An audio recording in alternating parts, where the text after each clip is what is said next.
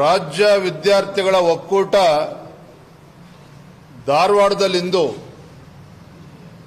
ಬೃಹತ್ ಪ್ರತಿಭಟನೆಯನ್ನ ಮಾಡಿದ್ದಾರೆ ರಾಜ್ಯದ ಕಾಂಗ್ರೆಸ್ ಸರ್ಕಾರದ ವಿರುದ್ಧ. ಕಾಂಗ್ರೆಸ್ ಸರ್ಕಾರ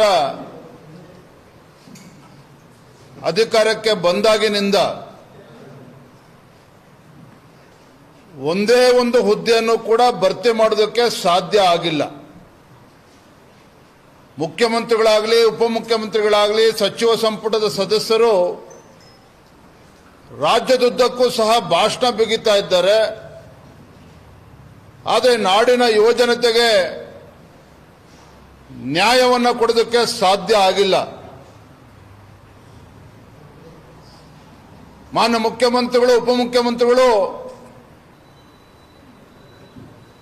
ಯುವಜನತೆಯ ಜೀವನದ ಜೊತೆಯಲ್ಲಿ ಇವತ್ತು ಚೆಲ್ಲಾಟವನ್ನು ಆಡ್ತಾ ಇದ್ದಾರೆ. ಯುವಜನತೆ ಕಳೆದ 2.5 ವರ್ಷದಿಂದ ಕಣ್ಣೀರಾಗ್ತಾ ಇದ್ದಾರೆ, ಪ್ರತಿಭಟನೆ ಮಾಡ್ತಾ ಇದ್ದಾರೆ, ಹೋರಾಟ ಮಾಡ್ತಾ ಇದ್ದಾರೆ. ಇದು ಯಾವುದನ್ನು ಕೂಡ ಲೆಕ್ಕಿಸದೆ ಎಂಥ ದುರ್ದೈವ ಅಂತ ಹೇಳಿದ್ರೆ, ಬೆಳಗಾವಿ ಅಧಿವೇಶನದ ಸಂದರ್ಭದಲ್ಲೂ ಸಹ ಇದೇ ವಿದ್ಯಾರ್ಥಿಗಳ ಒಕ್ಕೂಟ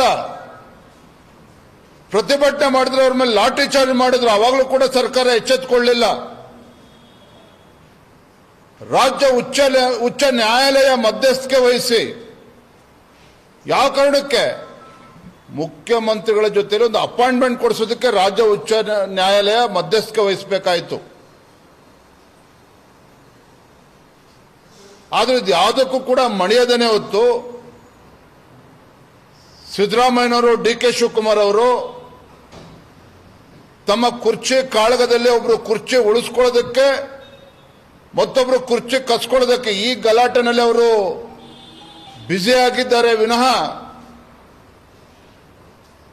ಈ ಯುವಜನತೆಯ ಸಮಸ್ಯೆನ ಆಲಿಸೋದಕ್ಕೆ ಸಮಯ ಸಿಗ್ತಾ ಇಲ್ಲ.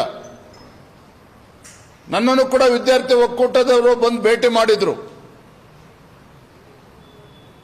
2,85,000 ಹುದ್ದೆಗಳು ಇವತ್ತಿಗೂ ಕೂಡ ಖಾಲಿ ಬಿದ್ದಿದೆ. ಅದನ್ನ ನೇಮಕಾತಿ ಪ್ರಕ್ರಿಯೆನ ಪ್ರಾರಂಭ ಮಾಡೋದಕ್ಕೆ ಆಗ್ತಾ ಇಲ್ಲ ಕಾಂಗ್ರೆಸ್ ಸರ್ಕಾರಕ್ಕೆ. ರಿಸರ್ವೇಶನ್ ಗೊಂದಲವನ್ನ ಬಳಸಿಕೊಂಡು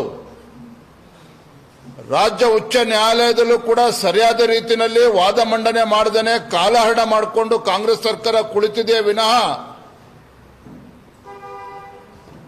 ಯುವಜನತೆಯ ಬದುಕನ್ನು ಕಟ್ಟಿಕೊಡುವಂತ ನಿಟ್ಟಿನಲ್ಲಿ ಖಾಲಿ ಹುದ್ದೆಗಳ ಭರ್ತಿಯನ್ನ ನೇಮಕಾತಿಯನ್ನ ಮಾಡೋದಕ್ಕೆ ಯಾವುದೇ ಒಂದು ಇಚ್ಛಾಶಕ್ತಿ ಕಾಂಗ್ರೆಸ್ ಸರ್ಕಾರಕ್ಕೆ ಕಾಣ್ತಾ ಇಲ್ಲ.